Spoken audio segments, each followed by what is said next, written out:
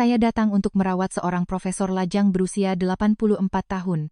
Pekerjaan ini memberikan gaji Rp15.000 per bulan. Hari itu, saya hanya duduk di samping tempat tidur untuk membersihkan bagian bawahnya. Tapi ketika saya membungkuk dan melihat ke bawah ranjang, saya langsung mematung ketakutan. Saya berjongkok dan melihat sekali lagi, dan kali ini saya sadar ada sesuatu yang tidak beres. Jika Anda juga ingin tahu apa yang terjadi hari itu, silakan berikan suka agar saya tahu Anda menyimak, dan saya akan menceritakan semuanya dari awal. Nama saya Ibu Sulastri, umur saya 65 tahun. Separuh pertama hidup saya dihabiskan dengan berjualan sarapan di pasar, dan separuh kedua saya habiskan dengan merawat orang tua di rumah orang lain.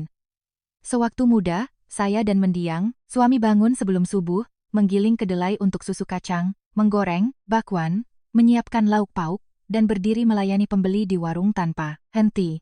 Lalu suami saya meninggal, dan saya sendirian, dengan gigi tergeletak, mempertahankan warung itu selama lebih dari 10 tahun.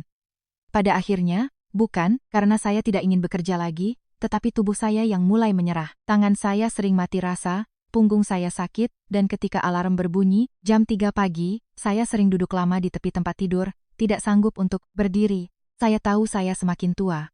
Setelah menutup warung, saya tidak membiarkan diri. Saya menganggur. Saya tipe orang yang takut pada waktu luang. Rumah terasa terlalu sepi, dan hati saya juga menjadi gelisah. Kemudian, saya mulai mengambil pekerjaan perawatan di rumah. Membantu memasak, mencuci, menemani orang tua yang kesepian mengobrol, mencari sedikit uang, dan mengalihkan pikiran dari hal-hal buruk. Saya tidak pandai bicara manis, seumur hidup yang saya tahu hanyalah bekerja. Karena itu, ketika seorang kenalan dari agen penyalur menelepon dan mengatakan, ingin menawarkan pekerjaan, reaksi pertama saya bukan senang, melainkan cemas. Dia berkata di telepon, "Bu Lastri, saya ada satu tawaran. Ibu mau ambil tidak? Rawat inap di rumah, libur sehari seminggu, gajinya 15 juta. Saya terdiam selama 3 detik. 15 juta? Rasanya saya salah dengar. Saya bertanya, "Berapa katamu?" Dia mengulangi, 15 juta bu. Bukan 1,5 juta, tapi 15 juta rupiah. Mereka butuh orang secepatnya, dan syaratnya sangat bagus. Saya memegang ponsel, dengan telapak tangan berkeringat. Umur saya 65 tahun, saya bukan perawat muda, atau perawat medis profesional. Saya hanya wanita biasa yang seumur hidup membuat sarapan pasar, lalu merawat orang tua. Memasak, mencuci, mendorong kursi, roda, menemani ke dokter, itu saya bisa. Tapi mengapa orang seperti saya dihargai 15 juta? Hal pertama yang saya tanyakan adalah, pasti orangnya sangat sulit dirawat ya? Wanita itu terkekeh, sulit atau tidak, saya tidak bisa jamin, tapi kondisinya memang sangat bagus. Ini pensiunan profesor, usianya 84 tahun, tinggal sendirian. Anak-anaknya semua orang kaya, dia tinggal di rumah tua bergaya, Belanda di kawasan elit Menteng. Kerjanya cuma masak 3 kali sehari, mengingatkan minum obat, dan bersih-bersih ringan. Syarat utamanya, harus tinggal di sana untuk merawatnya. Saya tidak langsung setuju. Di usia saya, melihat tawaran yang terlalu bagus, saya tidak langsung melompat. Saya berpikir dulu, apa yang dibeli dengan harga setinggi itu? Tenaga, waktu, atau masalah? Setelah menutup telepon, saya duduk melamun di ruang tamu. Rice cooker tua di atas meja masih hangat, di dalamnya ada sisa makan siang saya. Saya menatap nasi, itu, hati saya berdebar. Uang 15 juta bagi orang kaya mungkin tidak seberapa, tapi bagi orang seperti saya, itu bukan sekadar gaji, itu seperti batu besar yang jatuh dari langit. Jika bisa ditangkap, mungkin bisa bernapas lega, tapi jika meleset bisa menghancurkanmu. Saya berpikir dan terus berpikir, akhirnya saya menelepon putri saya, Tari. Tahun ini berusia 40 tahun, dia bekerja sebagai sutradara film dokumenter.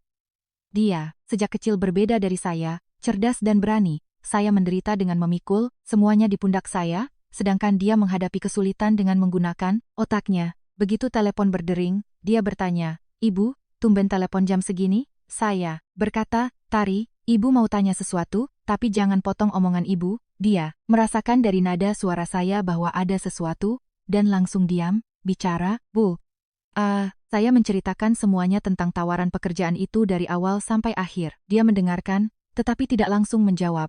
Saya jadi makin khawatir. Saya bertanya, "Kamu juga merasa ini aneh, kan? Gaji 15 juta sebulan buat merawat, pensiunan profesor 84 tahun, tinggal di dalam, libur sehari seminggu. Menurutmu, ada yang salah di sana? Tari berpikir beberapa detik dan menjawab, tentu saja ada yang aneh. Jantung, saya mencelos. Memang, tidak ada uang yang mudah.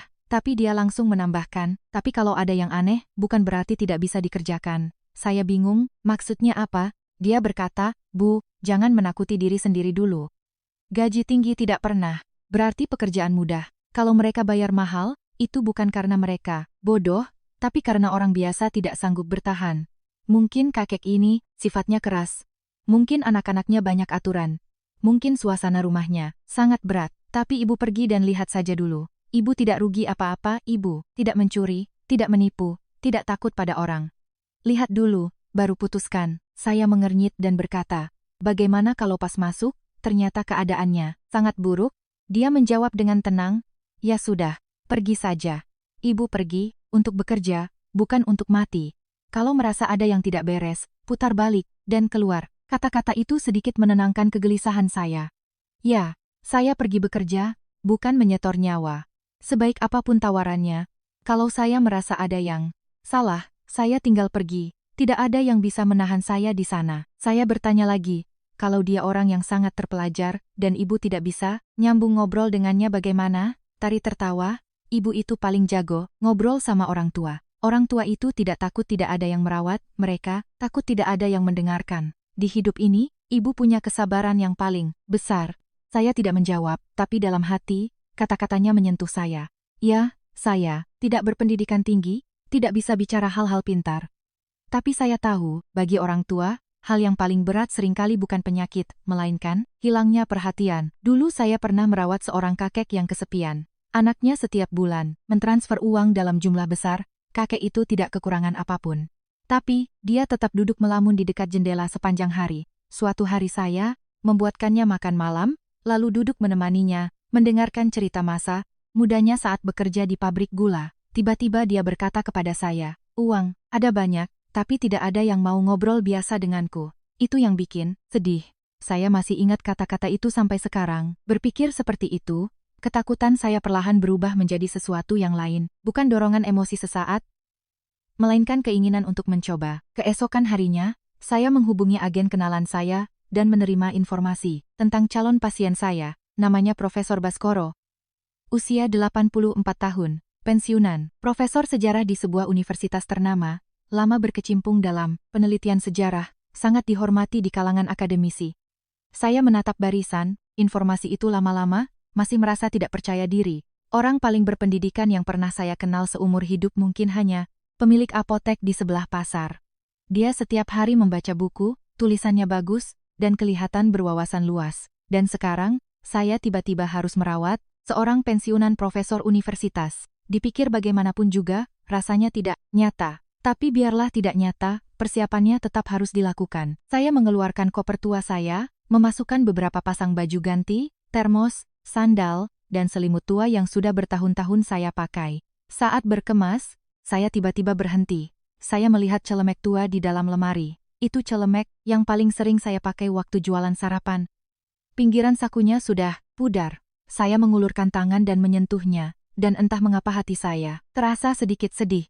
Saya bergumam pada diri sendiri, Sulastri, kamu pergi, bukan untuk jadi orang kaya, kamu pergi untuk bekerja. Jangan bermimpi, muluk-muluk, dan jangan merendahkan dirimu sendiri. Pada pagi hari ketiga, Tari menelepon lagi. Dia bertanya, ibu sudah mau berangkat? Saya jawab, sebentar lagi. Dia berkata, kirimkan alamatnya ke aku. Nama pasien, kontak, dan nama agen yang merekomendasikan ibu juga, kirimkan. Saya tertawa, kamu ini lagi investigasi ya? Dia menjawab serius, iya, aku lagi investigasi. Bu, ingat, kalau ibu masuk ke sana dan merasa ada yang aneh, jangan ditahan. Langsung kasih tahu aku. Saya mengomelinya karena terlalu khawatir, tapi hati saya terasa hangat. Seumur hidup saya tidak pernah melakukan hal hebat apapun, tapi yang paling berharga mungkin adalah kenyataan bahwa saya membesarkan putri seperti dia. Menjelang siang, saya menarik koper dan keluar rumah. Saya naik taksi online. Rumah tua itu terletak di sebuah jalan yang tidak terlalu ramai, namun sangat asri dan sepi di kawasan Menteng. Dari luar, pagarnya tertutup rapat, dinding bercat putih kusamnya tampak sangat klasik, dan di depan sangat sunyi sehingga suara langkah kaki pun terdengar jelas. Saya berdiri di depan pagar, mendongak dan menatap rumah itu. Entah mengapa, hati saya tiba-tiba mencelos. Tempat ini tidak terasa seperti rumah, lebih seperti tempat yang ditutup sangat rapat. Saya memastikan alamatnya, berjalan ke pintu utama, dan menekan bel. Beberapa detik kemudian, pintu terbuka. Yang membuka pintu adalah putra Profesor Baskoro, Bapak Hendra. Dia mengenakan kemeja gelap, kancing lengannya dikancingkan rapi, rambutnya tersisir klimis. Ada aura bersih dan dingin khas orang kantoran pada dirinya. Dia melirik saya dan hanya bertanya satu hal, Ibu Sulastri? Saya, buru-buru mengangguk. Iya, saya Sulastri. Dengan nada datar dia berkata, saya, Hendra, saya jelaskan aturannya dulu. Selesai bicara, dia melangkah mundur, mempersilakan saya masuk. Saat saya menarik koper dan masuk, langkah saya melambat. Di dalam rumah sangat sepi. Ini bukan keheningan yang nyaman, melainkan keheningan yang membuat orang takut bernapas. Lantainya mengkilat dingin, perabotannya tertata tanpa cacat, di udara tidak ada bau masakan, atau aroma hangat yang biasanya ada di rumah yang dihuni lama. Bapak Hendra berkata sambil berjalan, ayah saya suka ketenangan. Obat tidak boleh terlewat, kurangi bicara, perbanyak kerja. Kalau terjadi apa-apa, telepon sekretaris saya, jangan langsung ke saya. Selesai bicara, dia menyelipkan segepok uang ke tangan saya. Lalu menambahkan, ini gaji bulan pertama. Di muka, nanti setiap bulan akan rutin ditransfer. Yang penting kerjanya bagus. Uang, tidak masalah. Uang itu terasa tebal, tapi saya merasa dingin. Orang biasa, mendengar 15 juta, mungkin akan kegirangan. Tapi saat itu saya tidak merasa senang, melainkan cemas. Semakin murah hati mereka memberi uang, semakin saya merasa ada sesuatu yang berat di baliknya. Saat itu, saya tidak tahan untuk tidak bertanya kepada Pak Hendra, Profesor, biasanya tinggal sendirian? Pak Hendra hanya menjawab, acuh tak acuh, ya, dia, sudah terbiasa. Orang tua 84 tahun tinggal sendirian, sudah terbiasa. Kata-kata itu terdengar ringan, tapi mendengarnya terasa seperti sebongkah batu. Saya tidak bertanya lagi, karena saya melihat anak ini tidak ingin membicarakan ayahnya. Dia hanya ingin mengatur semuanya agar beres. Ketika saya mengikutinya ke arah teras belakang, barulah saya melihat Profesor Baskoro untuk pertama kalinya. Usianya sudah 80-an lebih, dia duduk di kursi, rotan tua. Kakinya ditutupi selimut abu-abu, tangannya memegang sebuah buku tua. Bukan buku baru, melainkan buku yang sudah sering dibolak-balik sudut. Halamannya sudah usang. Sinar matahari sore menyinari rambutnya yang setengah beruban, serta tumpukan kertas tua di sebelahnya yang tampak sangat kuno. Profesor Baskoro mendengar langkah kaki, perlahan mengangkat kepala, dan menatap saya. Tatapan itu tidak ringan, tapi juga tidak berat. Lalu dia berkata, sudah, datang. Suaranya tidak keras, sedikit serak. Saya buru-buru mengangguk, selamat sore, Prof, nama saya Sulastri. Dia menatap saya, terdiam 2 detik, lalu hanya mengangguk pelan. Setelah itu dia kembali mengalihkan pandangan dan melanjutkan membaca bukunya. Begitu saja, tanpa sapaan ramah, tanpa pertanyaan basa-basi, Pak Hendra berdiri di samping dan berkata kepada ayahnya, "Yah, orangnya sudah datang, dia akan tinggal di sini merawat ayah. Makanan, obat, kebersihan, semuanya sudah diatur." Profesor Baskoro tidak mengangkat kepala, hanya berkata, "Mengerti." Ayah dan anak ini berada di ruangan yang sama, hanya berjarak beberapa langkah, tapi rasanya ada jarak yang sangat jauh di antara mereka. Ini bukan suasana keluarga pada umumnya. Setua apapun sebuah keluarga, setidaknya harus ada sedikit kehangatan manusiawi. Tapi di keluarga ini tidak ada. Seolah-olah setiap orang menempati posisinya masing-masing, sibuk dengan urusannya sendiri, dan tidak ada yang menyentuh satu sama lain. Bapak Hendra, setelah selesai memberi instruksi, melirik jam tangannya dan berkata lagi kepada saya, makan malam jam 6. Jadwalnya ada di dapur, di kulkas, semuanya sudah ada. Ingat, kalau ada apa-apa, hubungi sekretaris saya, jangan langsung ke saya. Saya menghela napas pelan. Dia tidak terlihat seperti seorang anak, lebih mirip direktur perusahaan. Sebelum pergi, dia menoleh lagi kepada saya. Ingat, pelan-pelan, ayah saya paling tidak suka keributan. Setelah pintu ditutup, seluruh rumah menjadi lebih sepi. Sejak hari itu, saya resmi tinggal di sana. Malam pertama, mengikuti bahan-bahan yang ada di kulkas, saya menyiapkan makan malam sederhana, pepes ikan bumbu kuning, tumis sayur, telur dadar kukus, dan sepanci kecil sup ayam bening. Ketika waktunya tiba, saya berjalan ke teras belakang dan memanggilnya pelan, "Prof, makan malam sudah siap." Profesor Baskoro menutup bukunya dan berdiri perlahan. Langkahnya tidak cepat, tapi mantap. Saya ingin maju dan membantunya, tapi dia melambaikan tangan, "Tidak usah, saya bisa sendiri." saya menarik kembali tangan saya. Saat makan malam, dia duduk di satu ujung meja panjang, dan saya berdiri, menyendokkan sup dan menambahkan lauk untuknya. Dia berkata, "Kamu juga, duduklah." Saya tertegun. Biasanya dalam pekerjaan perawat rumah, jarang ada yang mengajak perawat duduk makan bersama. Saya buru-buru berkata, "Tidak, apa-apa, saya makan nanti saja." Dia menatap saya, suaranya tidak keras, tapi sangat jelas. Saya tidak suka ada orang berdiri memperhatikan saya makan. "Duduk dan makanlah." Saya terpaksa duduk di kursi yang paling jauh darinya, mengambil mangkuk kecil dan makan dengan diam-diam. Seluruh meja makan sangat sunyi, hanya terdengar suara dentingan sendok beradu dengan piring. Saya tidak tahan dan bertanya, "Ikannya tidak terlalu hambar?" Dia menjawab, "Pas." Saya bertanya, "Lagi, supnya?" Dia menjawab, "Boleh juga." Dan hanya itu. Sepanjang makan malam, begitu sunyi sehingga tanpa sadar saya ikut menyeruput sup dengan sangat pelan. Malam itu, saya berbaring di tempat tidur di kamar kecil saya dan sama sekali tidak bisa tidur. Rumah ini terlalu sepi. Saya bahkan bisa mendengar dengan jelas suara dengungan kulkas bekerja dan detak jam dinding. Beberapa hari berikutnya, saya hidup seperti bayangan. Saya memasak, membersihkan rumah, mencuci pakaian, mengingatkan minum obat, merapikan kamar, berjalan jinjit tanpa suara. Profesor Baskoro adalah orang yang sangat irit bicara. Ketika saya menghidangkan buah, dia bilang, "Taruh situ." Ketika saya menyalakan lampu untuknya, dia bilang, "Terima kasih." Tidak hangat, tidak juga dekat. Pada hari ke-10 saya tinggal di sana, saya sedang berdiri di balkon menjemur pakaian, dan tiba-tiba saya sangat ingin menangis. Bukan karena ada yang memarahi saya, bukan pula karena saya tidak sanggup kerja, tapi karena tiba-tiba saya sadar. Jika sebuah rumah begitu sunyi, maka seseorang yang tinggal lama di dalamnya pelan-pelan akan merasa kosong. Pada hari ke-12, saat saya sedang mengelap lemari pendek di ruang tamu, saya melihat sebuah foto tua. Di foto itu, Profesor Baskoro berdiri di samping seorang wanita berkebaya sederhana. Wanita itu tersenyum sangat lembut. Saya baru saja akan meletakkan foto itu kembali, tiba-tiba dari belakang terdengar suaranya, "Itu istri saya." Saya terkejut, buru-buru meletakkannya kembali. "Maaf, saya tidak bermaksud kelancang." Dia berdiri beberapa langkah jauhnya, menatap foto itu, dan hanya berkata datar, "Dia sudah pergi bertahun-tahun yang lalu." Saat itu saya tiba-tiba mengerti mengapa rumah ini tidak memiliki sedikit pun kehangatan. Bukan karena rumahnya tua, melainkan karena orang yang benar-benar bisa memberikan kehangatan pada rumah ini sudah lama tiada. Memasuki hari ke-15, saya sudah mulai berpikir, berapa lama lagi saya bisa bertahan. Dan tepat pada hari itu, di sore hari, cuaca tiba-tiba memburuk. Awan hitam pekat turun sangat rendah, angin bertiup kencang membuat pengap.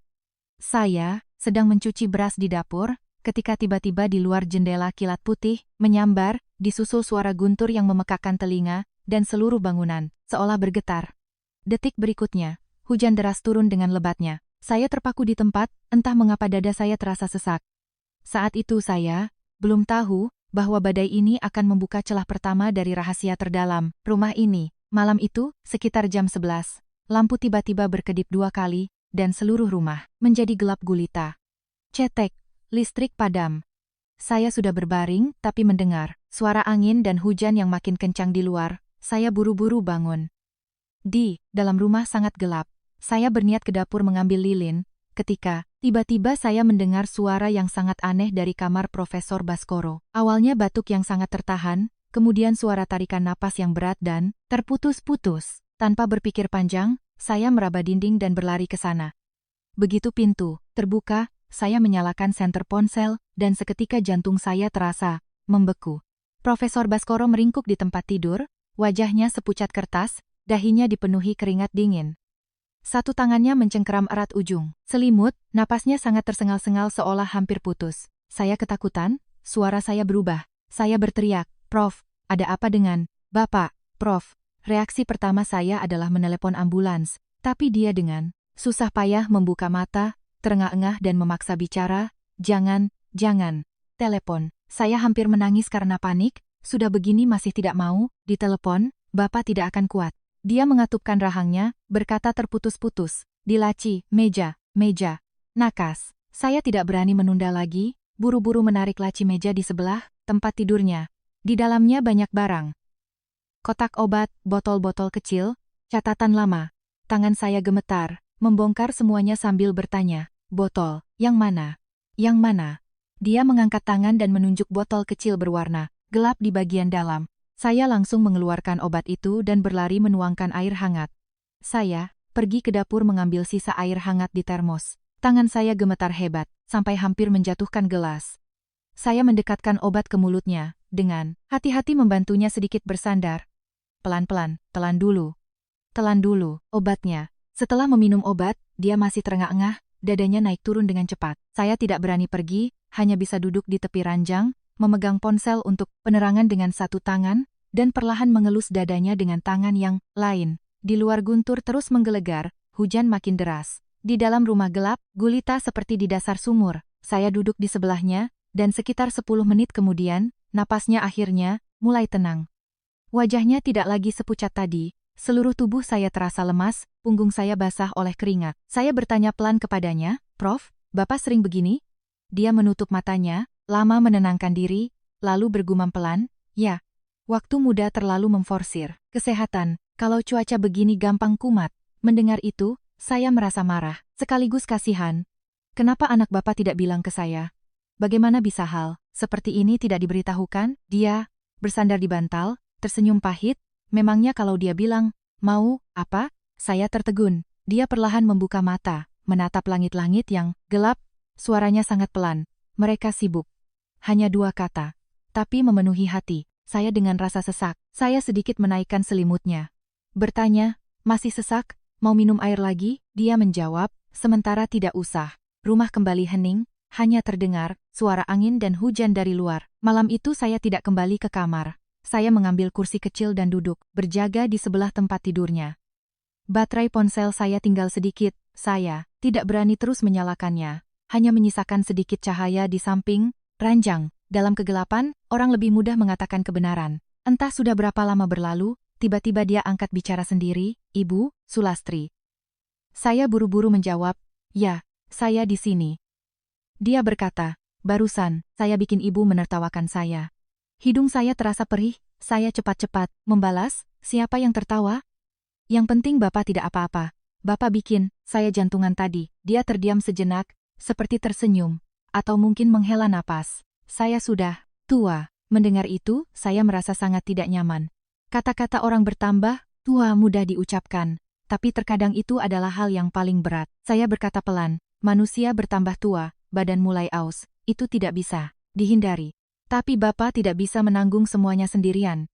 Dia menatap ke dalam kegelapan dan berkata perlahan, "Kalau sudah terlalu lama ditanggung sendiri, lama-lama juga terbiasa." Saya terdiam sesaat. Malam itu, dia pasti benar-benar merasa tersudut sehingga kata-kata yang biasanya tidak pernah diucapkannya perlahan keluar. Dia bercerita bahwa istrinya telah meninggal lebih dari 10 tahun yang lalu. Pada tahun-tahun pertama setelah kepergiannya, setiap hari ia menjalani kebiasaan lama, bangun pagi merebus air, sebelum makan tanpa sadar mengambil piring dan sendok lebih, malam hari membaca buku, lalu di tengah-tengah menoleh untuk mengatakan sesuatu pada orang di sebelahnya. Namun ketika menoleh, tidak ada siapa-siapa. Sampai di bagian ini, suaranya terhenti. Tepat saat itu kilat menyambar di luar jendela, cahaya putih menembus celah gorden. Untuk pertama kalinya saya melihat ekspresi wajahnya dengan jelas. Bukan ekspresi menangis atau marah, melainkan sebuah kekosongan. Kekosongan yang sudah terlalu lama tidak disentuh oleh siapa pun. Dia berkata, "Waktu istri saya masih hidup, rumah ini tidak seperti ini." Saya bertanya pelan, "Bapak sangat merindukannya, ya?" Dia tidak langsung menjawab, beberapa detik kemudian barulah dia membalas pelan, "Sangat rindu." Hanya 2 kata itu, namun begitu diucapkan, hidung saya ikut terasa pedas. Dia lalu menceritakan tentang anak-anaknya, mengatakan bahwa anak laki-lakinya sibuk mengejar karier di perusahaan, dan anak perempuannya sibuk dengan pekerjaannya di rumah sakit. Bukannya tidak ada yang pernah menelepon, tapi setiap kali menelepon, pertanyaannya selalu sama. "Uangnya cukup tidak, obatnya diminum tepat waktu tidak?" Dia terdiam, suaranya merendah, tapi tidak ada yang pernah bertanya pada saya, apakah saya bahagia hari ini. Mendengar itu, saya merasa seperti ada benda berat yang menindih dada saya. Kata-kata itu terlalu jujur, sedemikian jujurnya sampai saya tidak tahu harus menjawab apa. Saya tidak pandai merangkai kata manis dan pintar, pendidikan saya rendah dan tidak tahu cara menghibur dengan bahasa tinggi. Saya duduk di kursi kecil itu, lama menahan diri, dan akhirnya hanya mengucapkan satu hal, bagi orang tua, yang paling menakutkan bukan penyakit, Prof, tapi tidak ada teman bicara. Begitu kata-kata itu keluar dari mulut saya, Profesor Baskoro mendadak terdiam, lama tidak bersuara. Begitu lama sampai saya berpikir, apakah saya salah bicara? Setelah waktu yang lama, dia tiba-tiba berkata, Ibu Sulastri. Saya menjawab, ya. Dia menatap saya, suaranya sangat bersih dan jelas. Ibu, meski tidak berpendidikan tinggi, tapi ibu mengerti penderitaan manusia. Saya tertegun, entah kenapa, saat itu hati saya mendadak terasa sedikit hangat. Bukan karena dipuji, tapi karena saya tahu, sejak malam itu, dia akhirnya berhenti melihat. Saya hanya sebagai orang yang datang untuk memasak, membersihkan rumah, dan mengingatkan minum obat. Untuk pertama kalinya, dia melihat saya sebagai manusia yang bisa mendengarkannya. Malam itu badai angin dan hujan tak kunjung reda hingga menjelang subuh. Saya berjaga di samping tempat tidurnya setengah malam. Ketika hari mulai terang, dia akhirnya bisa tidur sebentar. Karena takut membangunkannya, saya diam-diam keluar kamar. Saat saya kembali ke kamar saya, kaki saya kesemutan. Tapi di dalam hati, saya tidak lagi merasa seperti hari-hari pertama saya datang. Dulu, saya seperti bayangan di rumah ini. Sejak malam itu, saya merasa bahwa, perlahan-lahan, sebuah pintu di rumah ini mulai terbuka. Di hari-hari berikutnya, Profesor Baskoro memang berubah. Bukan berarti dia mendadak jadi cerewet, atau dalam semalam berubah jadi orang yang suka tertawa. Dia tetap pendiam, tetap sering duduk di teras belakang membaca buku, dan tetap irit bicara. Tapi dia mulai inisiatif memanggil saya. Terkadang, saat saya sedang memotong sayur di dapur, dia memanggil dari luar, Bu Sulastri, sini sebentar. Saya menghampirinya, lalu dia menyodorkan foto-foto lama dan bertanya, Ibu tahu, ini tempat apa? Tentu saja saya tidak tahu, saya selalu bilang tidak tahu. Lalu dia dengan perlahan menceritakan tentang bagaimana masa mudanya pergi ke kota-kota lain untuk penelitian, tentang bagaimana orang-orang zaman dulu hidup. Terkadang setelah makan malam, dia juga tiba-tiba bertanya, waktu ibu dulu, jualan sarapan di pasar, jam berapa bangun setiap hari? Saya sambil membereskan meja, menjawab, paling lambat 2:30 pagi, biasanya sebelum jam 3 sudah bangun. Dia menatap saya, pagi sekali, saya berkata, bukan, pagi lagi, memang harus begitu. Kedelai harus digiling, bakwan harus digoreng, kalau terlambat sedikit, tidak keburu buat orang yang berangkat ke pasar. Dia mengangguk, lalu bertanya, setelah suami ibu meninggal, ibu yang menangani semuanya sendiri? Tangan saya berhenti sejenak, tapi saya tetap menjawab, iya, sendiri. Mau bagaimana lagi? Anak-anak masih kecil, lapak harus tetap buka. Air mata memang mengalir kalau malam lampu dimatikan, tapi besok paginya ya tetap harus bangun dan kerja. Dia tidak berkata apa-apa lagi, hanya menatap saya lama. Tatapan itu bukan tatapan majikan kepada bawahan, melainkan tatapan kepada seseorang yang sebelumnya belum pernah benar-benar dia lihat. Dia bahkan mulai menanyakan tentang tari, kenapa putri ibu jadi sutradara, dokumenter. Saya tertawa, saya juga tidak tahu. Waktu kecil anaknya pendiam, tapi makin besar makin suka ikut campur urusan orang.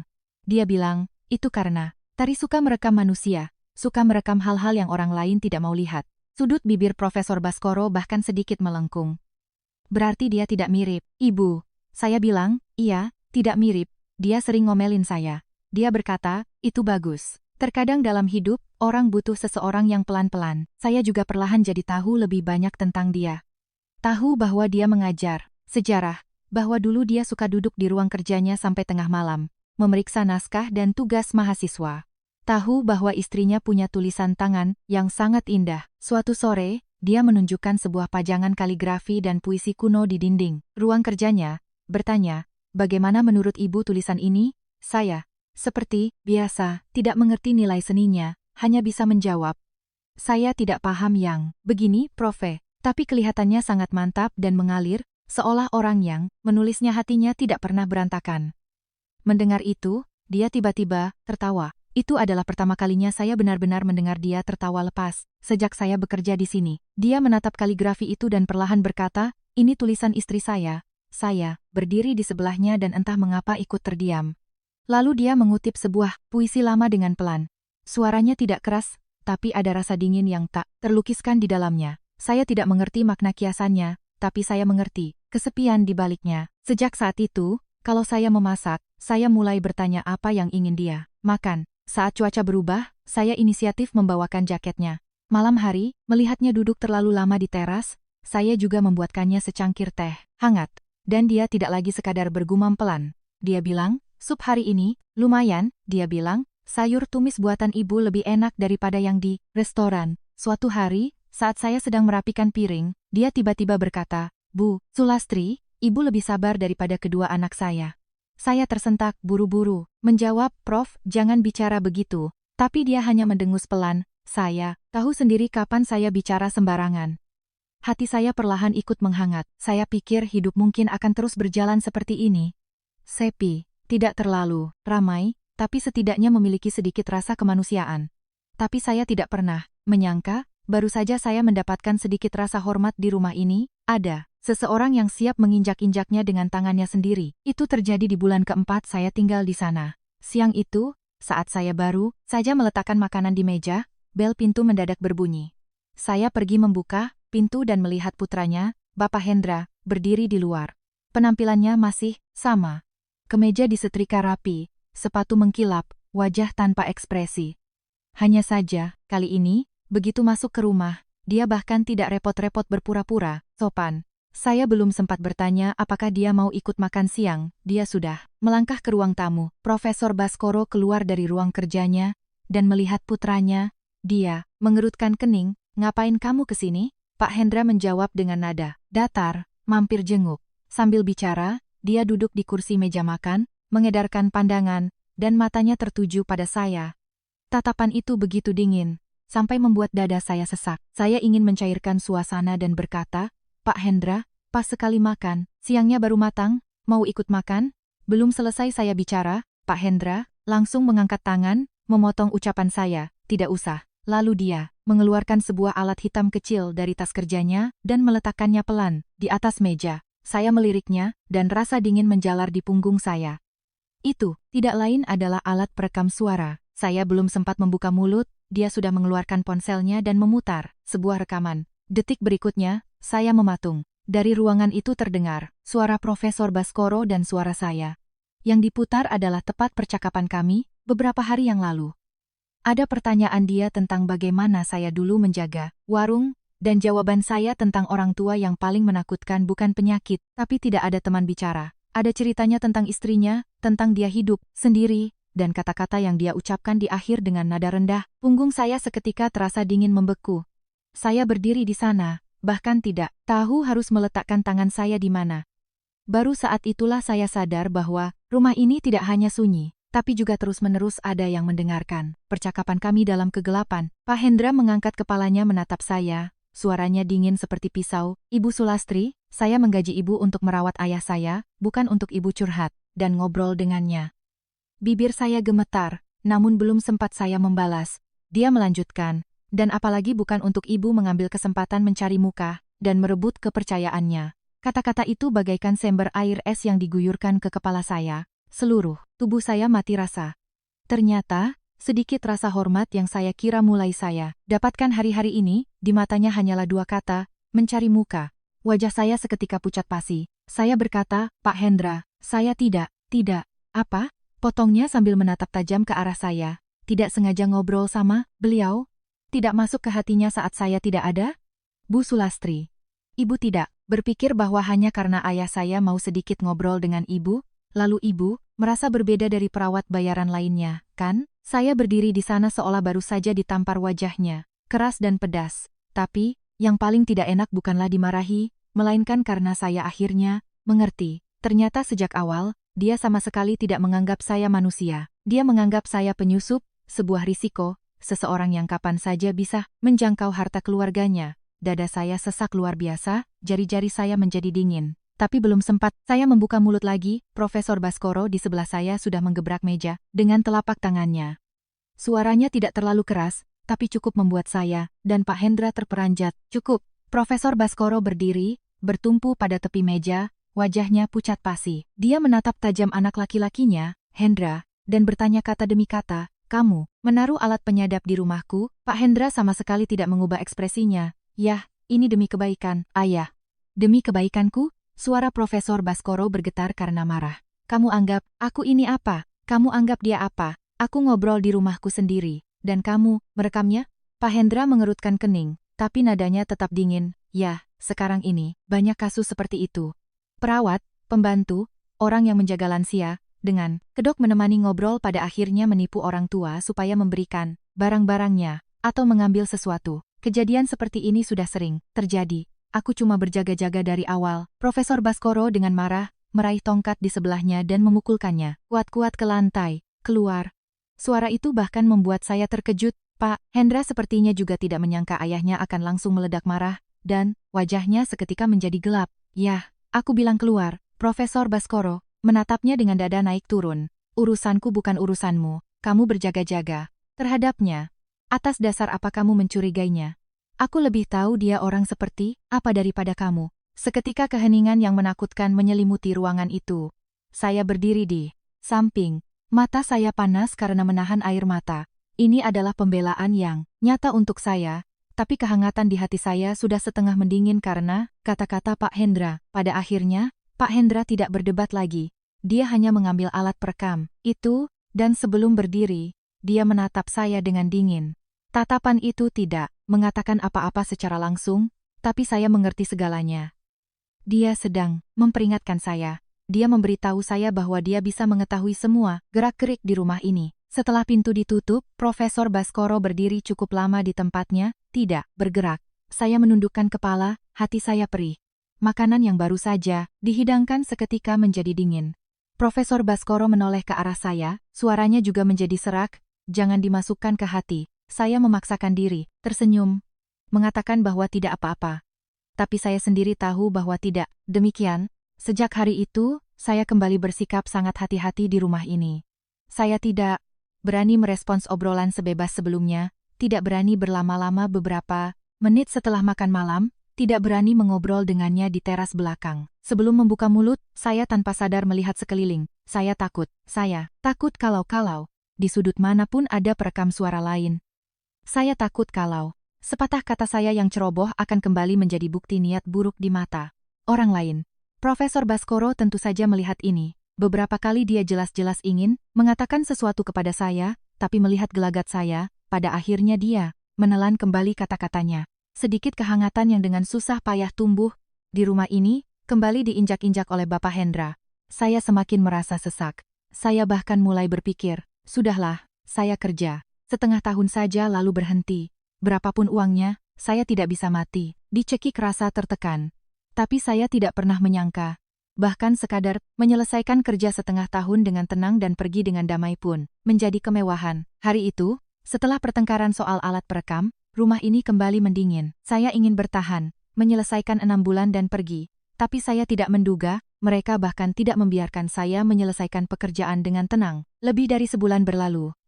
Malam itu, saat saya sedang memasak makan malam di dapur, putri Profesor Baskoro, Ibu Rina, tiba-tiba menelepon. Suaranya datar, seolah dia mengumumkan keputusan yang sudah lama dibuat. Ibu Sulastri, saya dan kakak saya sudah sepakat. Tidak aman bagi ayah untuk tinggal sendirian. Kami sudah menghubungi panti jompo elit. Akhir bulan ini pekerjaan ibu selesai. Saya memegang telepon, terpaku. Dia menambahkan, gajinya akan dibayar penuh. Selain itu, kami akan memberikan pesangon tambahan untuk ibu. Saya bertanya, pelan, Profesor tahu soal ini? Dia terdiam 2 detik, lalu menjawab, ini demi kebaikannya. Setelah telepon ditutup, saya berdiri di dapur, dan awalnya ada sedikit rasa lega di hati saya. Namun belum sempat saya sepenuhnya rileks, hati saya kembali mencelos. Karena saya tahu Profesor Baskoro tidak akan mau pergi ke sana. Agak malam, saya akhirnya pergi ke ruang kerja dan memberitahunya. Dia sedang duduk di meja, memakai kacamata, membaca buku. Mendengar ucapan saya, dia tidak bersuara sedikit pun. Tapi saya bisa melihat dengan jelas tangan yang memegang buku itu sedikit gemetar. Setelah diam cukup lama, dia berkata pelan, baiklah, hanya satu kata. Hati saya terasa seperti diremas. Sejak hari itu dia menjadi semakin diam. Dia tidak lagi bertanya apa yang saya masak untuk makan malam, tidak lagi memanggil saya untuk melihat foto. Dia hanya duduk di ruang kerja sepanjang hari, membolak-balik buku lamanya satu persatu, menatap foto-foto lama satu persatu, seolah-olah sedang berpamitan secara perlahan dengan rumah ini. Saya tahu dia tidak ingin pergi, tapi dia juga sangat mengerti bahwa dia tidak akan bisa melawan. Di akhir bulan, tepat setelah tengah hari, bel pintu berbunyi. Saya membuka pintu, dan di luar berdiri Bapak Hendra dan Ibu Rina. Di belakang mereka ada dua petugas dari panti jompo. Pak Hendra, begitu masuk, langsung berkata, "Ayo cepat, mobil sudah menunggu di bawah." Di nadanya tidak ada sedikit pun rasa kepedulian atas kepindahan ayahnya, hanya keinginan untuk segera menyingkirkan barang-barangnya. Dua petugas itu masuk ke rumah, mengemasi pakaian, obat-obatan, dan barang-barang. Mereka bekerja sangat cepat. Ketika Profesor Baskoro keluar dari ruang kerja, dia sudah mengenakan pakaian panti jompo berwarna abu-abu, berdiri dengan sangat tegak. Namun wajahnya sangat kelabu. Salah satu petugas, saat merapikan buku-buku, bertanya, "Ini dibawa?" Belum sempat Profesor Baskoro membuka mulut, putranya, Hendra, menyela lebih dulu, "Tidak usah. Di sana sudah ada semua. Buku-buku tua ini cuma makan tempat." Profesor Baskoro menatap buku-buku itu, tidak membantah atau marah, hanya perlahan menarik tangannya kembali. Saat itu hidung saya tiba-tiba terasa perih. Sebelum pergi, Profesor Baskoro berhenti di depan pintu dan tiba-tiba menoleh ke arah saya. Tatapan itu lama sekali tidak bisa saya lupakan. Dia berkata, "Sulastri, kamu pasti sangat lelah selama 6 bulan ini." Mata saya berkaca-kaca, saya buru-buru menggeleng, "Tidak lelah, Prof." Kemudian dia terdiam, seperti menahan sesuatu, dan akhirnya menambahkan pelan, "Kalau saya sudah pergi, jangan lupa bersihkan kolong ranjang. Ada barang lama yang harus dirapikan." Saya tertegun. Belum sempat saya bertanya, Pak Hendra sudah mendesaknya. "Yah, ayo berangkat." Mereka dengan cepat membawanya pergi. Begitu pintu ditutup, seluruh rumah mendadak kosong, hingga terasa menyeramkan. Saya berdiri di tengah ruang tamu, di kepala saya hanya terngiang kata-kata terakhirnya, "Jangan lupa bersihkan kolong ranjang." Awalnya saya ingin membersihkan bagian lain rumah dulu, tapi semakin saya bersih-bersih, saya merasa semakin tidak tenang. Ketika saya sampai di kamar tidur utama, saya akhirnya berjongkok di dekat tempat tidur, menyalakan senter ponsel, dan menyorotnya ke bawah ranjang. Sekali pandang itu, jantung saya berdegup kencang. Di bawah ranjang, di sudut yang paling dalam, tergeletak sebuah kotak kayu tua. Saya buru-buru menunduk dan perlahan menarik kotak itu keluar. Kotaknya tidak besar, tapi sangat berat. Saat menariknya, pergelangan tangan saya sampai sakit. Saya menatap kotak kayu tua berdebu itu, dan hawa dingin menjalar di punggung saya. Saya pikir di dalamnya, paling banter, ada foto-foto lama atau naskah-naskah kuno. Tapi begitu saya membuka kunci kotaknya, saya langsung mematung. Di dalamnya bukan buku tua, melainkan emas batangan, terbungkus rapi satu persatu, kuning dan berat, tergeletak di dalam kotak. Tangan saya gemetar hebat, saya membuka 2-3 bungkus. Semakin banyak yang saya buka, semakin saya ketakutan. Total ada 20 batang emas. Saya sudah hidup sampai 65 tahun. Uang paling banyak yang pernah saya lihat hanyalah tumpukan uang gaji saya. Kapan saya pernah melihat barang seperti ini? Pikiran saya seketika kosong. Reaksi pertama saya bukan senang, melainkan takut. Saya buru-buru ingin menutup kotak itu, tapi kemudian saya melihat ada secarik kertas terlipat di bagian bawah. Saya menarik kertas itu, dan begitu melihatnya, saya merasa seperti tersambar petir. Di kertas itu hanya ada satu baris kalimat, diserahkan kepada satu-satunya teman sejiwa saya di kehidupan ini, Ibu Sulastri. Ibu Sulastri, itu nama saya. Saya terduduk di lantai, tangan dan kaki saya menjadi dingin, telinga saya berdenging. Teman sejiwa, saya, seorang wanita yang seumur hidup berjualan, sarapan di pasar, lalu keliling rumah orang untuk memasak dan bersih-bersih. Bagaimana saya bisa menjadi satu-satunya teman sejiwa di dalam hidupnya di kertas ini? Dan di bawah kertas itu bukan sekadar kata-kata indah, melainkan 20 batang emas. Semakin saya memikirkannya, semakin saya ketakutan. Saya langsung mengeluarkan ponsel dan menelepon putri saya, Tari. Begitu telepon berdering, dia langsung tahu ada yang tidak beres dengan suara saya. "Bu, ada apa?" Suara saya bergetar. "Tari, ada masalah besar. Profesor sudah dibawa pergi." Ibu menarik kotak dari bawah tempat tidurnya, isinya emas batangan semua, dan ada catatan yang bilang ini buat ibu. Di seberang telepon terjadi keheningan. 2 detik kemudian dia langsung merendahkan suaranya. "Ibu, dengarkan aku. Jangan pikirkan apa-apa sekarang. Kembalikan semuanya ke tempat semula, persis seperti aslinya." Lalu telepon anaknya, Pak Hendra, bilang saja ibu menemukan kotak tua waktu bersih-bersih, suruh mereka datang sendiri untuk memeriksanya. Jangan sebut-sebut soal catatan itu dan jangan bilang ibu sudah membukanya. Saya buru-buru mengangguk.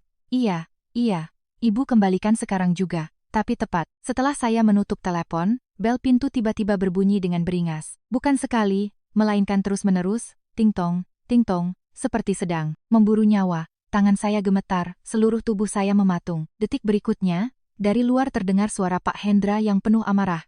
"Ibu, Sulastri, buka pintunya." Jantung saya mencelos keras. Dari luar terdengar lagi, suara gedoran pintu yang lebih keras. "Buka, saya tahu Anda ada di dalam." Tak lama kemudian suara kunci diputar, dan pintu terbuka paksa. Pak Hendra berdiri di depan, wajahnya luar biasa gelap. Ibu Rina berdiri di sebelahnya, dan di belakang mereka ada dua pria tegap. Begitu mereka masuk, pandangan semua orang langsung tertuju pada emas batangan yang berserakan di lantai. Pak Hendra mengangkat ponselnya, dan langsung mengarahkannya ke saya. Di layarnya, terlihat siaran langsung CCTV dari dalam rumah. Dari saat saya menarik kotak itu, sampai saya membuka kuncinya, semuanya terekam dengan sangat jelas. Kepala saya mati rasa. Ternyata, mereka bukan sekadar kembali, mereka memantau saya. Dari awal, Ibu Rina menjadi orang pertama yang menerjang maju, suaranya melengking dan tajam.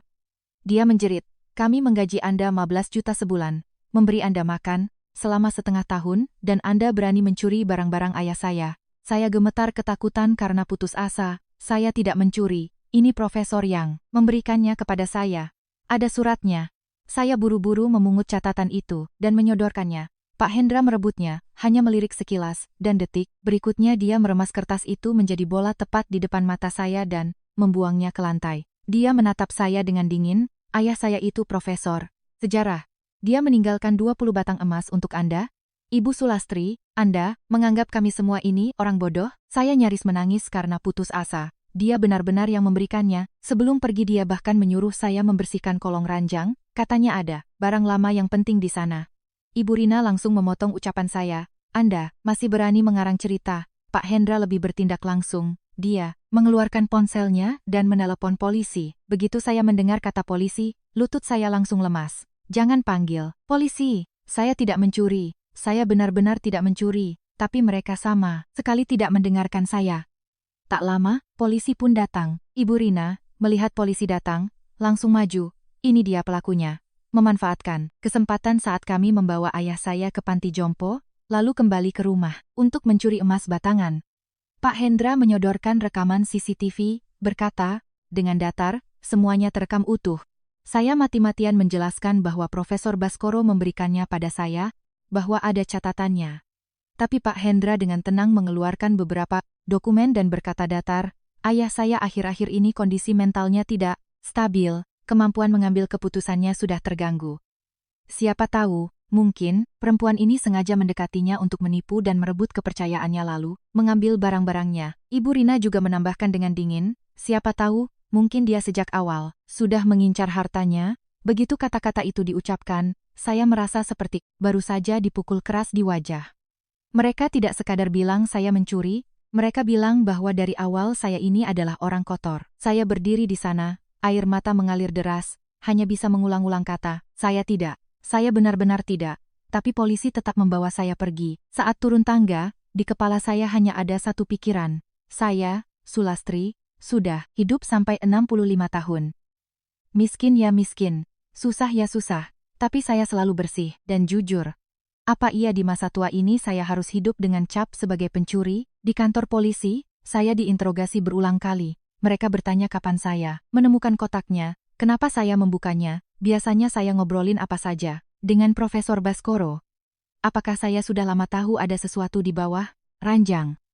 Saya menjelaskan berkali-kali bahwa Profesor Baskoro sendirilah yang menyuruh saya mengecek bawah ranjang sebelum pergi. Tapi kata-kata itu terdengar semakin tidak meyakinkan, karena orang yang bisa membela saya tidak ada di sini. Sementara itu, Pak Hendra duduk di seberang, mengenakan jas rapi, begitu tenang, seolah sedang bermain catur. Dia menyodorkan dokumen medis, menyiratkan bahwa kondisi mental ayahnya labil.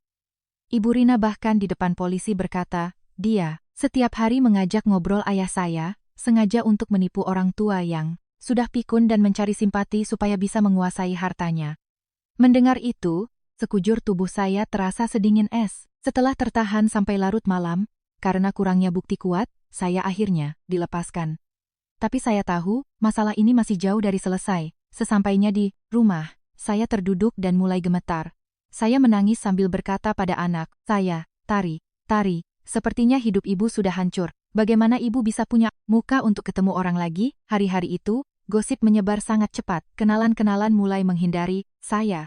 Bahkan teman-teman lama di pasar yang dulu sering jualan bareng tidak berani menyapa saya. Saya bahkan tidak berani keluar rumah, merasa seluruh harga diri saya telah diinjak-injak habis. Tapi anak saya, Tari, tidak membiarkan saya hancur begitu saja. Dia duduk di depan saya, menatap mata saya, dan berkata dengan tegas kata demi kata, "Bu, ini bukan masalah uang. Mereka ingin menginjak ibu ke tanah supaya ibu tidak bisa angkat kepala lagi. Kita tidak bisa menelan ketidakadilan ini mentah-mentah." Saya bertanya sambil menangis. Tapi mereka punya rekaman CCTV. Dan surat dari dokter. Pakai apa kita bisa membantahnya? Tari tidak langsung menjawab, dia menundukkan kepalanya dan berpikir cukup lama. Setelah beberapa saat, dia tiba-tiba mendongak menatap saya, "Bu, coba. Ingat-ingat, apakah profesor pernah bilang bahwa dia sedang menulis sesuatu?" Saya tertegun. Dia menatap lekat pada saya dan melanjutkan bertanya, "Buku, harian, catatan, naskah, apa saja, pernahkah dia menceritakannya?" Bayangan-bayangan acak di kepala saya, seketika kembali ke ruang kerja itu, ke buku-buku di atas meja, dan ke salah satu ucapannya yang tak sengaja. Teringat hal itu, jantung saya berdegup kencang. Oh, sepertinya dia memang punya kebiasaan menulis buku harian. Tatapan Tari langsung berubah. Dia merendahkan suaranya dan berkata perlahan, "Itu dia.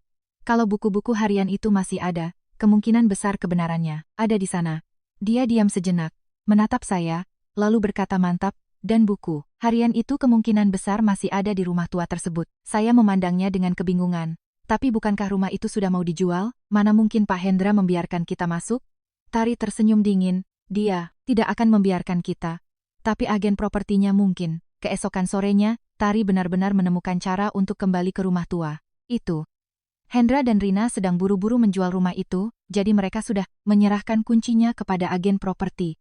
Tari menelepon si agen, beralasan bahwa masih ada beberapa barang milik ibunya yang tertinggal di rumah itu, dan dia ingin mengambilnya sebelum rumah itu diserah terimakan. Agen properti itu, tanpa curiga setuju untuk mengantarnya ke sana. Belakangan dia bercerita kepada saya bahwa ketika dia masuk ke rumah itu, hatinya terasa dingin. Banyak perabot sudah dikosongkan, jejak bahwa ada orang yang pernah tinggal di sana seolah menguap. Agen properti itu berdiri di ruang tamu, sedang menelepon, dan menyuruhnya bergegas. Tari mengiyakan, namun langkah kakinya langsung menuju ruang kerja. Karena Tari, ingat saya pernah bilang bahwa Profesor Baskoro paling sering menghabiskan waktunya di sana. Meja kerjanya masih ada, di atasnya berserakan kertas-kertas tua yang belum selesai dibaca, kacamata baca, dan beberapa buku usang. Tari membuka beberapa laci atas, isinya hanya dokumen berserakan. Sampai dia menarik laci paling bawah, tangannya tiba-tiba berhenti. Laci itu tidak terkunci, hanya sedikit tersangkut. Dia berjongkok dan menariknya dengan kuat, laci itu terbuka dengan bunyi derit pelan. Di dalamnya, tersusun rapi setumpuk, buku tulis tebal. Jantung Tari berdebar kencang. Dia mengambil salah satunya secara acak, membaca beberapa baris, dan keringat dingin mengalir di punggungnya. Itu bukan catatan biasa, melainkan buku harian Profesor Baskoro. Tanpa berpikir panjang, dia langsung memasukkan semua buku harian itu ke dalam tasnya. Untuk formalitas, dia mengambil 2 helai pakaian bekas saya, berpura-pura seolah benar-benar datang, mengambil barang tertinggal. Ketika agen properti itu selesai menelepon, Tari sudah berjalan keluar dari ruang kerja. Setibanya di rumah, dia mengunci pintu dan langsung menyebarkan buku-buku harian itu di atas meja, membolak-baliknya satu persatu. Saya duduk di sebelahnya, melihat ekspresi wajahnya yang perlahan berubah. Dia membuka halaman yang ditulis tak lama setelah kedatangan saya, lalu membacakannya pelan untuk saya. Perawat baru datang, namanya Ibu Sulastri. Orangnya cekatan, irit bicara, tapi sikapnya lebih tenang daripada yang kubayangkan. Membalik ke halaman lain, dia menemukan kalimat lain. Pendidikannya tidak tinggi, tapi dia memahami maksud ucapanku. Mendengar itu, saya hampir menangis, tapi yang benar-benar membuat kami merinding adalah tulisan berikutnya. Tari, sampai pada halaman-halaman yang ditulis setelah Pak Hendra memasang alat penyadap, dan suaranya berubah. Dia melanjutkan membaca untuk saya. "Anakku, Hendra berpikir aku sudah tua dan tidak mengerti apa-apa. Kenyataannya, aku sangat tahu bahwa yang dia takuti bukanlah orang asing, melainkan harta warisan." Dia membaca sampai di titik itu, lalu mengangkat matanya menatap saya, matanya memerah, kemudian dia melanjutkan membalik halaman. "Pada malam badai itu, Profesor Baskoro memutuskan untuk menyerahkan emas batangannya kepada saya. Tari, membacakannya kata demi kata, jika ku tinggalkan ini untuk anakku Hendra dan Rina, itu hanya akan menambah keserakahan mereka. Jika ku serahkan ini pada Sulastri, setidaknya aku tahu barang ini jatuh ke tangan orang yang memiliki hati nurani. Mendengar itu, saya tidak bisa menahan diri lagi, air mata langsung mengalir deras. Ternyata, beliau tahu segalanya. Beliau tahu anak-anaknya mencurigai saya, tahu bahwa Hendra memantau rumah, dan tahu bahwa begitu beliau pergi, mereka pasti akan membuat keributan. Itulah sebabnya dia meninggalkan surat catatan. Itulah sebabnya dia dengan sangat jelas dan berhati-hati mengucapkan kata-kata tentang apa yang ada di bawah ranjang itu. Namun setelah Tari menutup buku harian itu, wajahnya tidak rileks. Dengan suara serak saya bertanya padanya, "Apa ini masih belum cukup?" Dia menatap saya dan perlahan menggelengkan kepalanya. Masih belum cukup. Buku harian ini hanya bisa membuktikan bahwa pikiran profesor saat itu masih jernih. Tapi Pak Hendra tetap bisa berargumen bahwa itu cuma dorongan emosi sesaat orang tua, atau bahwa setelah itu dia kembali pikun. Hati saya kembali mencelos. Memang benar, sejernih apapun tulisan di buku harian, itu hanya selembar kertas. Selama Profesor Baskoro sendiri tidak muncul dan berbicara, Hendra dan Rina masih bisa berkelit. Tapi masalahnya, Profesor Baskoro sudah dikirim ke panti jompo. Ditelepon tidak bisa, ditemui juga mustahil.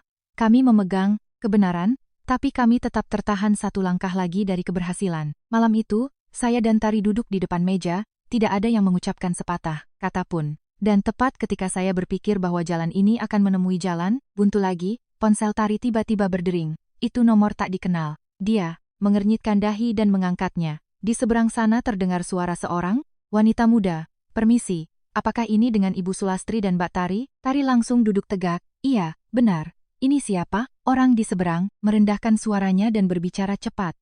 "Saya perawat dari panti jompo, Suster Nisa. Saya pikir ada sesuatu yang kalian harus tahu." Dia diam sejenak, lalu merendahkan suaranya lagi. "Ada hal yang lebih baik kalian dengar sendiri." Keesokan harinya, di sore hari, kami pergi ke panti jompo itu di waktu yang telah disepakati. Lokasinya ada di pinggiran kota Cibubur, tempatnya sangat asri, di depannya ada deretan pepohonan rindang, terlihat sangat tenang. Namun, begitu saya berdiri di depan gerbangnya, hati saya terusik tidak karuan. Suster Nisa tidak mengizinkan kami masuk. Dia keluar dari pintu samping. Usianya, sekitar 30 tahunan, badannya cukup kurus dan terlihat sedikit tegang. Dia menoleh ke kanan dan ke kiri, lalu menghampiri kami. Hal pertama yang dikatakannya sangat langsung, "Profesor tidak pikun." Saya langsung terperanjat. Suster Nisa menatap saya dan berkata perlahan, pikirannya sangat jernih. Setiap hari dia membaca buku, menulis, dan berbicara dengan sangat jelas. Jantung saya berdebar kencang. Lalu kenapa anak-anaknya terus bilang kalau mentalnya terganggu? Suster Nisa terdiam. Beberapa detik kemudian dia berkata, "Karena mereka tidak ingin beliau angkat bicara." Seluruh tubuh saya meremang. Suster Nisa melanjutkan dengan pelan, "Waktu profesor baru masuk ke sini, beliau terus bilang ingin bertemu Ibu Sulastri, ingin menjernihkan semuanya. Tapi begitu dia menyebut nama ibu, putranya, Pak Hendra, langsung marah besar." Suster Nisa terdiam lagi, lalu menambahkan, "Belakangan, anak-anaknya bahkan melarangnya menerima telepon dari luar dan tidak mengizinkan orang lain menjenguknya." Dada saya rasanya seperti ditonjok keras. Ternyata, bukan dia yang tidak ingin melihat saya, melainkan dia sedang dikurung. Ekspresi wajah Tari juga berubah. Dia langsung bertanya, "Bagaimana kondisi profesor sekarang?" Suster Nisa menghela napas. Belakangan ini beliau sangat gelisah. Terus-menerus mengatakan, ingin turun tangan langsung untuk menjernihkan masalah. Dia berhenti sejenak, suaranya makin lirih. 2 hari yang lalu beliau bahkan memaksakan diri pakai tongkat mencoba keluar dari panti jompo sendiri, tapi dihentikan oleh petugas. Mendengar itu, air mata saya langsung berlinang. Selama ini saya mengira beliau mencampakkan saya. Ternyata kakek ini sedang dipenjara. Tari terdiam beberapa detik, lalu tiba-tiba menatap Suster Nisa. "Suster Nisa, bisakah suster bantu kami satu kali ini saja?" Suster Nisa tertegun. Dia jelas terlihat ragu-ragu. Suster Nisa berdiri menunduk cukup lama. Akhirnya, Suster Nisa mengangkat kepalanya dan mengatupkan rahang. Saya tidak tahan melihat seorang ayah dikendalikan seperti anak kecil oleh anak-anaknya sendiri. Suster Nisa menatap kami dan berkata, "Saya akan bantu kalian sekali ini, tapi berhasil atau tidaknya, Semua tergantung pada profesor sendiri. Pada saat itu, harapan tiba-tiba muncul di hati saya. Tapi saya juga tahu, urusan ini tidak akan semudah itu. Benar saja, 2 hari kemudian Pak Hendra menelepon. Dia berbicara dengan sangat tenang. Dia berkata, "Ibu Sulastri, urusan ini sudah jadi terlalu memalukan. Mari kita bertemu di suatu tempat dan selesaikan semuanya." Dia mengatakan, tempat pertemuannya adalah rumah tua itu. Setelah menutup telepon, saya dan Tari saling berpandangan. Kami berdua mengerti bahwa ini bukan negosiasi. Ini adalah upaya mereka untuk memaksa kami menyerah. 3 hari kemudian, Pak Hendra mengatur pertemuan dengan kami di rumah tua tersebut. Dia bilang ini untuk menjernihkan situasi, tapi begitu saya melangkah masuk, saya sadar bahwa ini bukan negosiasi, melainkan pemaksaan. Begitu pintu terbuka lebar, hati saya mencelos. Sudah ada beberapa orang yang menunggu di dalam. 2 orang agen properti yang dibawa sebagai saksi dan di sebelahnya berdiri seorang pengacara. Di atas meja sudah disiapkan dokumen-dokumen dan pena, layaknya jaring yang sudah dibentangkan, menunggu saya masuk ke dalamnya. Pak Hendra berdiri di depan, suaranya sedingin es. Dia berkata, "Ibu Sulastri, semuanya sudah jadi sangat tidak mengenakan bagi kita semua. Hari ini, Ibu hanya perlu mengakui kesalahan Ibu, mengembalikan emas batangan itu, dan menandatangani surat perjanjian ini, dan kami tidak akan memperpanjang kasus hukum ini." Saya belum sempat membuka mulut, Ibu Rina sudah menyela. Dia menatap tajam ke arah saya dan berkata-kata demi kata, "Bu Lastri, umur Ibu sudah 65 tahun, jangan hancurkan masa tua Ibu sendiri. Ada hal-hal yang memang bukan hak untuk orang seperti Anda." Kata-kata itu bagaikan api yang menyambar langsung ke ulu hati saya. Apa maksudnya untuk orang seperti saya? Untuk orang yang berjualan nasi uduk, yang jadi perawat, yang tangannya kapalan, apakah kami hanya pantas diinjak-injak? Emosi di dada saya serasa meledak. Namun sebelum saya bisa membalas sepatah kata pun, tiba-tiba dari ambang pintu terdengar sebuah suara, "Kalau begitu coba, katakan padaku, apa yang pantas untuk orang seperti dia?" Seluruh ruangan seketika hening. Semua orang serempak menoleh. Di ambang pintu, berdiri Profesor Baskoro. Beliau mengenakan kemeja rapi bukan lagi seragam panti. Abu-abu, bertumpu pada tongkatnya, dan melangkah masuk perlahan-lahan. "Suster," Nisa mengikutinya di belakang dengan wajah tegang bercucuran keringat. Wajah Pak Hendra langsung memucat. "Yah, bagaimana ayah bisa ada di sini?" Profesor Baskoro tidak memandangnya, beliau pertama-tama menatap saya. Tatapan itu seketika membuat hidung saya perih. Kemudian beliau berpaling dan menatap tajam Pak Hendra, suaranya tidak keras tapi sangat tajam. "Kalau aku tidak datang, mau sampai kapan Ibu Sulastri dipaksa hidup-hidup menjadi pencuri?" Ibu Rina buru-buru menyahut. "Yah, ayah itu lagi sakit, jangan mau dimanfaatkan."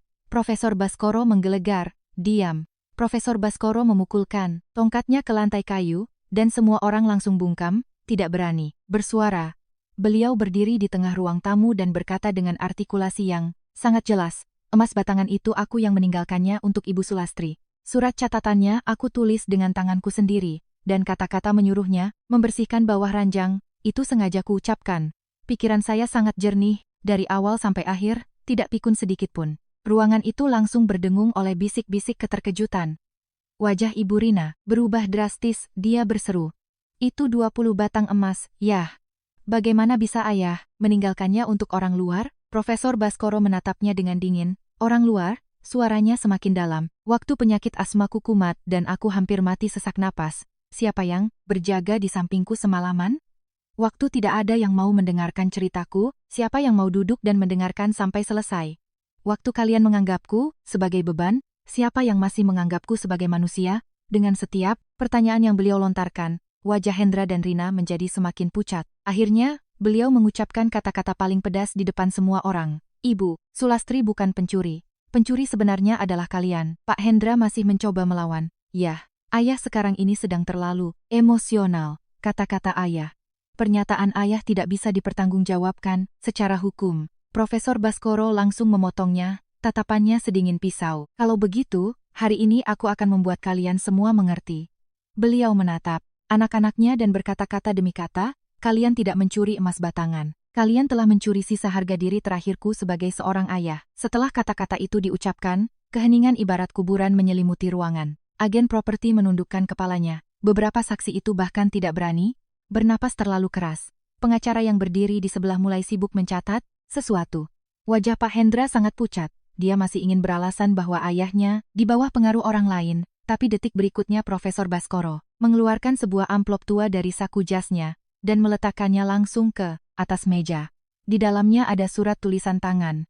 Surat itu hanya berisi satu kalimat pendek, "Jika saya harus turun tangan sendiri mengumumkan kepada publik bahwa saya telah gagal mendidik anak-anak saya." Ibu Rina seketika kehilangan kata-kata. Pak Hendra juga akhirnya terdiam 1000 bahasa. Pada momen itu, saya berdiri dengan air mata yang terus mengalir deras, namun punggung saya tegak lurus. Karena saya tahu, nama baik saya akhirnya telah dibersihkan. Belakangan, kasus ini sudah tidak mungkin lagi ditutupi oleh mereka. Pengacara langsung membuat pencabutan tuduhan. Orang-orang yang awalnya mendukung Hendra dan Rina, satu persatu berhenti membantu mereka. Pak Hendra dan Ibu Rina tidak bisa lagi menyembunyikan kebusukan mereka. Pada akhirnya, mereka terpaksa menundukkan kepala dan menarik kembali semua tuduhan mereka. Saya tidak lantas mengejar dan memaki-maki mereka. Bukan karena saya tidak benci, hanya saja saya tiba-tiba merasa itu semua tidak sepadan dengan tenaga. Saya berjuang bukan demi mendapatkan emas batangan itu. Saya berjuang demi nama baik dan kehormatan saya. Setelah kejadian itu, Profesor Baskoro bersikeras untuk pindah dari panti jompo tersebut. Beliau tidak pernah kembali ke sana. Dengan bantuan Suster Nisa, kami mengatur kepindahannya ke tempat peristirahatan lansia yang lebih baik, dan akhirnya beliau terbebas dari kendali anak-anaknya. Sementara itu, saya dan Tari duduk sepanjang malam dengan 20 batang emas tergelar di atas meja. Saya menyentuh emas batangan yang dingin itu, namun yang saya pikirkan bukanlah uang. Yang saya pikirkan adalah malam badai petir itu, saat beliau duduk bersandar di ranjang dan berkata, "Ibu memahami penderitaan saya." Pada akhirnya, saya berkata kepada anak saya, "Tari, sisakan sedikit untuk pegangan masa tua ibu. Sisanya sumbangkan ke panti-panti jompo miskin yang lansianya benar-benar tidak ada yang merawat." Tari mengangguk dengan mata berkaca-kaca. Belakangan, kami benar-benar melakukan hal itu. Saya sendiri memutuskan untuk membuka kembali warung sarapan kecil. Setiap pagi, saya merebus susu kedelai, menggoreng bakwan jagung, dan menyiapkan lauk pauk, nasi uduk. Tangan saya kembali sibuk bekerja, punggung saya masih sering sakit, tapi hati saya sangat damai. Ini adalah usaha saya sendiri, dan saya telah mengangkat kembali hidup saya dari keterpurukan. Suatu pagi, saat saya sedang sibuk melayani pembeli di warung, Tari memanggil saya dengan pelan, "Bu." Saya mengangkat kepala dan melihat 2 orang berjalan, perlahan menyusuri gang. Yang satu adalah Suster Nisa, dan yang satu lagi duduk di kursi roda itu adalah Profesor Baskoro. Beliau berhenti di depan etalase warung, mendongak, dan tersenyum tipis.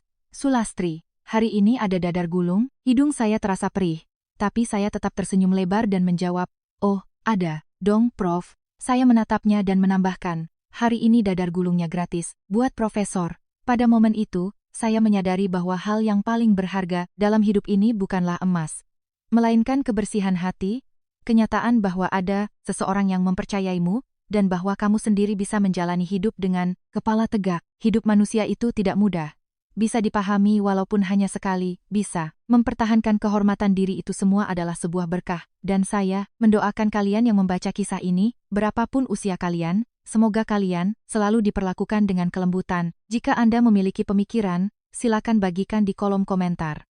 Jangan lupa untuk subscribe atau ikuti halaman ini. Jika Anda menyukai ceritanya, berikan like dan nyalakan lonceng notifikasinya. Jika Anda menyukai kisah-kisah seperti ini, tetaplah bersama kami. Di lain waktu, mari kita dengarkan cerita yang lain bersama-sama.